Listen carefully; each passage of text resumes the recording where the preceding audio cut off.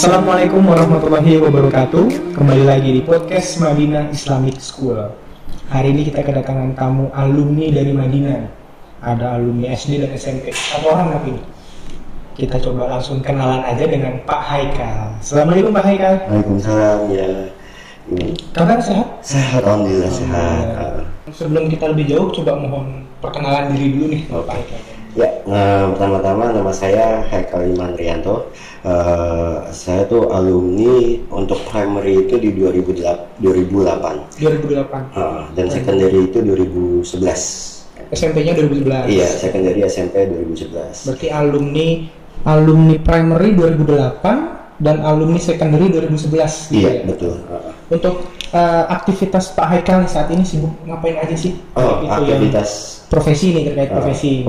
Kalau profesi saya ya sebagai entrepreneur ya, emang ya dari inginnya dari dahulu, dari kita dari kecil sih pengen entrepreneur. Dan juga saya sekarang lagi di perusahaan holding keluarga sebagai direktur operasional dan juga membuat usaha virtual office dan juga catering gitu ya. Catering. Iya, kalau untuk virtual office-nya virtual office-nya namanya AVO. AVO itu kepanjangan dari Arfa Virtual Office. Arfa Virtual Office. Iya. Arfa Virtual Office. AVO. Satu lagi tadi Saleroku. Saleroku. Iya, nah, untuk Saleroku ini spesifik di produk makanan.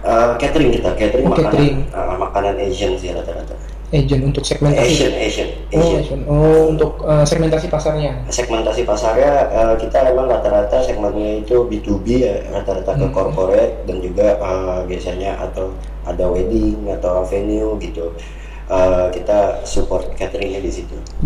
Tapi juga buka jasa di ini nggak Pak? Maksudnya pesanan online melalui kurir online, ojek online gitu? Kita buka jasa itu lagi proses on development untuk frozen food ya. Frozen foodnya? Iya, frozen food itu di Tokopedia. Emang Tokopedia sudah ada, udah mulai. Tinggal kita emang persiapan untuk frozen foodnya saja. Itu terkait profesi ada AVO, Arfa Virtual Office dan Saleroku. Iya, gitu ya, dan juga sebagai holding company di perusahaan keluarga itu direktur operasionalnya. Kemudian untuk aktivitas yang berkaitan dengan hobi atau kegemaran dari Pak Haikal nih? Dari dulu saya emang jatuh cinta tuh dari 2015 tuh sama golf ya. Golf? Sama kalau sekarang emang golf saya driving seminggu sekali. Tenis juga seminggu sekali tenis. Golf dan tenis berarti ya. Tapi antara golf dan tenis ini masuk ke suatu komunitas atau klub tertentu nggak?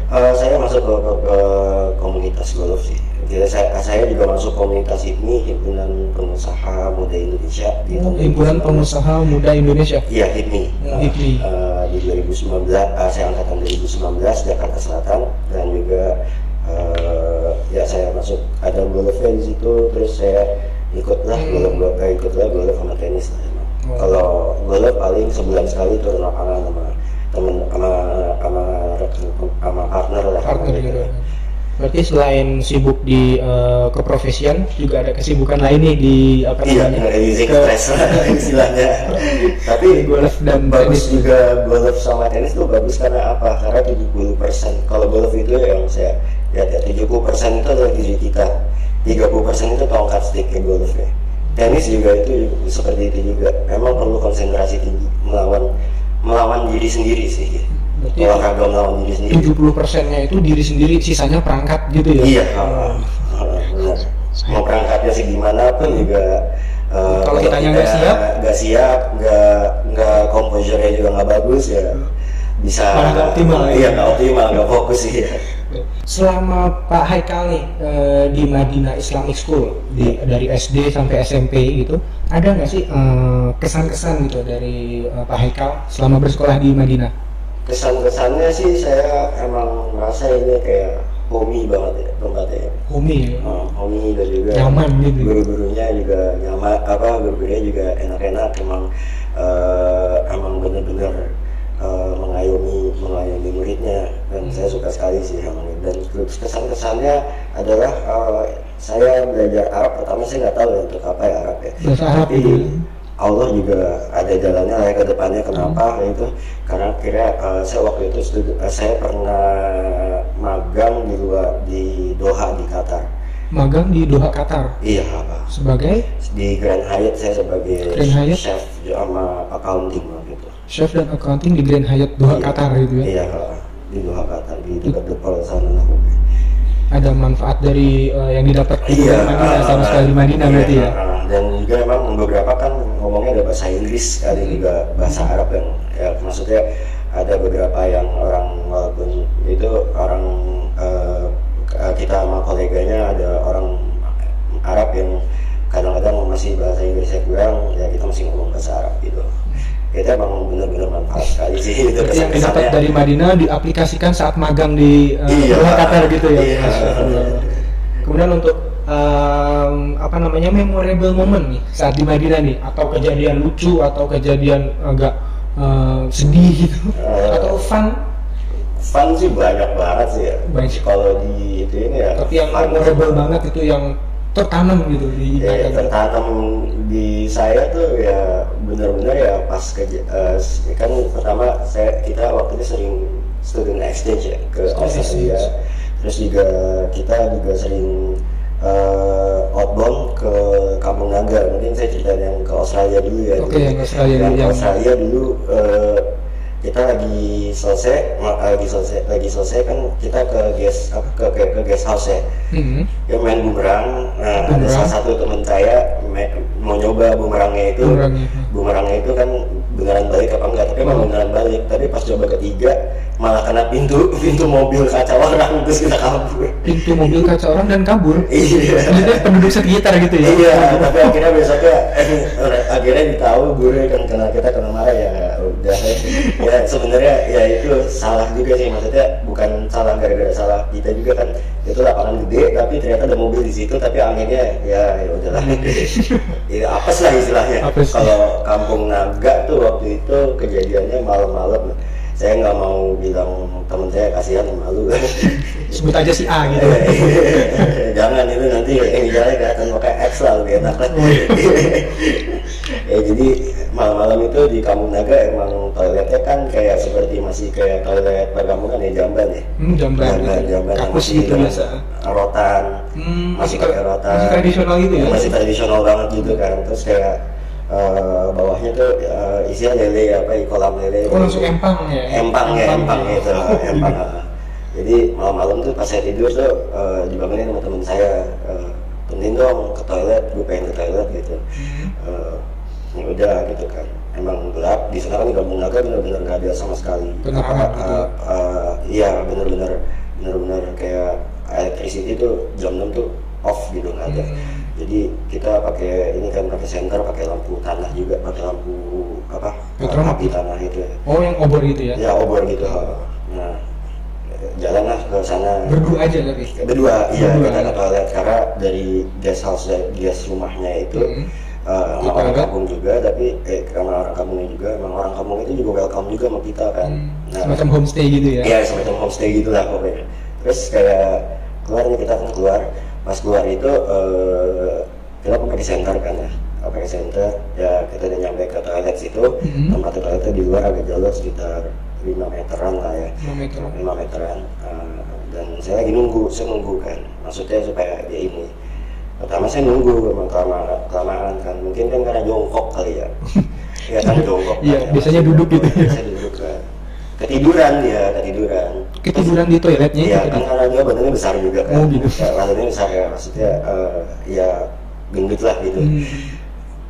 Ya tiba-tiba pas saya lagi duduk nunggu ada suara biur gitu kan. Tahunya dia jatuh ke empang. Iya jatuh ke empang, jadi dia duduk ketiduran ngejengkak gitu ke belakang, rotannya copot ke empang, terus minta tolong sama saya jijik juga.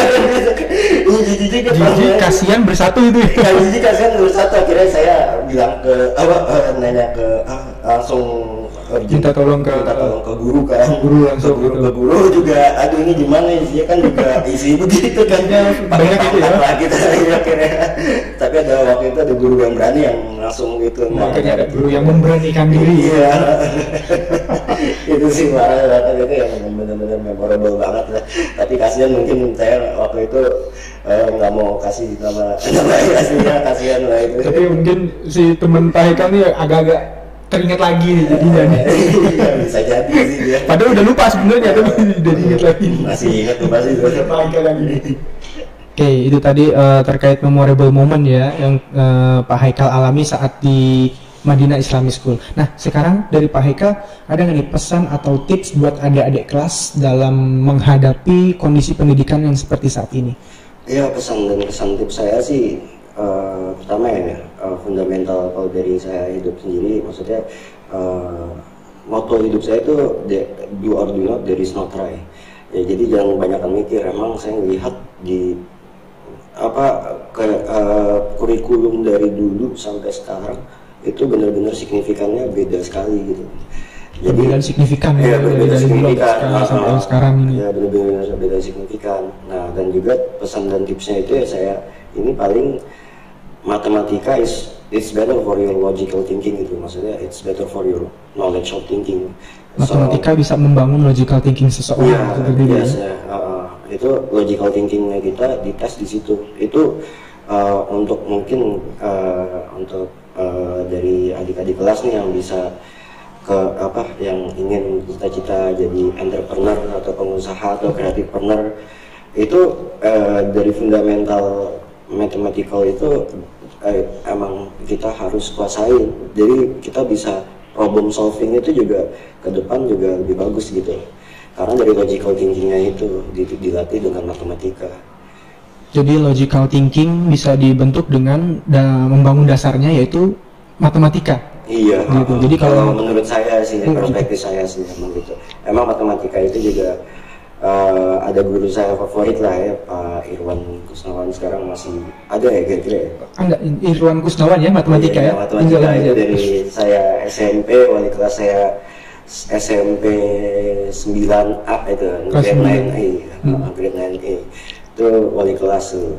Berarti guru favorit Pak Haikal ini Pak Irwan Kusnawan nih? Pak Irwan Kusnawan dan juga logical thinking sampai seperti sekarang ini Pak. Iya, dan yang membangun motivasional kan ada dulu guru IPS saya itu Pak Rangga.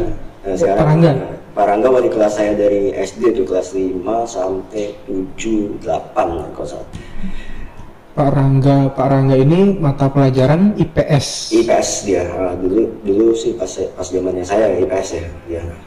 Jadi kalau yang terkait motivasi ada Pak Rangga sebagai guru favorit dan yang membangun logical thinking ini Pak Irwan Kusnawan. Iya, dan juga kalau untuk detailing itu kan guru biologi ya, dulu ada Miss Ririn. Miss Ririn, guru biologi. Pelajaran saya ngeliat they were teaching me like we must to know the details gitu. Jadi walaupun virus itu di dalam imun tubuh itu kita ada banyak gitu, ada army, ada apa kan, ada yang C-cell, T-cell atau apa gitu kan. Nah itu benar-benar kayak suatu perusahaan Allah lah istilahnya. Ada yang pekerja job description-nya tuh kalau orang ingin mungkin kedokteran tahu tuh dia benar-benar detail banget gitu. Ada yang benar-benar yang mata-mata yang bikin senjata untuk nyerang virusnya itu kan. Nah itu di situ biological kalau menurut saya yaitu untuk detailnya aja kita harus tahu dengan detailnya gitu. Itu Miss Ririn sih emang berkesan, saya 3 favorit itu sih. Miss Ririn, Miss Ririn, Mr. Rangga, sama Mr. Irwan. Mr. Irwan. 3 guru yang difavoritkan sama Pak Haikal. Iya. Dulu emang kita suka ini bercanda sama Miss Ririn, sama juga ada dulu Pak Lukman yang Pak Lukman untuk mata pelajaran Tafis. Enggak, Pak Lukman dia biologi. Oh, biologi. Biologi dan fisika tuh ada 2 waktu itu, Pak Langga Pak Langga atau enggak Pak Lukman. Miss Ririn atau enggak Pak Lukman. dari Pak Haikal nih, tadi kan ada guru-guru favoritnya, tapi untuk apa namanya harapan buat Madinah Islamic School secara keseluruhan dari Pak Haikal seperti apa nih?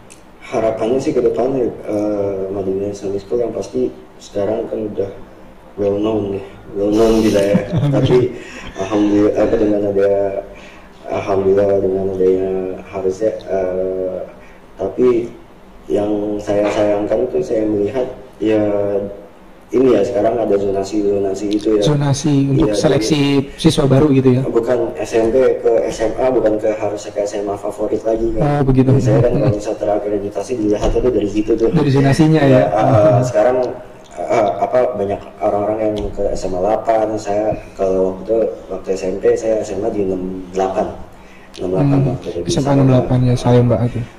Waktu itu ya sekarang sedih aja sih kayak zonasi gitu, tapi harapan kedepannya yang pasti yang saya belajar juga di SMA 68 waktu itu saya international class kelas inter, saya juga belajar Cambridge, saya di sini juga ada Cambridge IGCSE ya yang pasti ya itu emang sangat membangun benar-benar problem solving ya, nggak kayak UAN menurut saya yang pilihan ganda, tapi ini benar-benar esai logical thinkingnya kita gitu di asah. Di waktu itu saya emang ya saya berharap kalau bisa di Madinah Islamic School ini secara umum ada AS level sama A level, tapi itu mungkin itu udah yang higher level ya. Waktu itu saya ngambil pas SMA itu ngambil AS level sama A level sih juga. Jadi berharap ya insya Allah gue internasional sih, yang pasti dengan Kairo juga dan juga pesan semangatnya yang untuk anak-anak adik-adik kelas ya jangan terlalu terpuruk lah, maksudnya jangan kalau misalkan nilainya jelek atau apa kita masih bisa berusaha lah.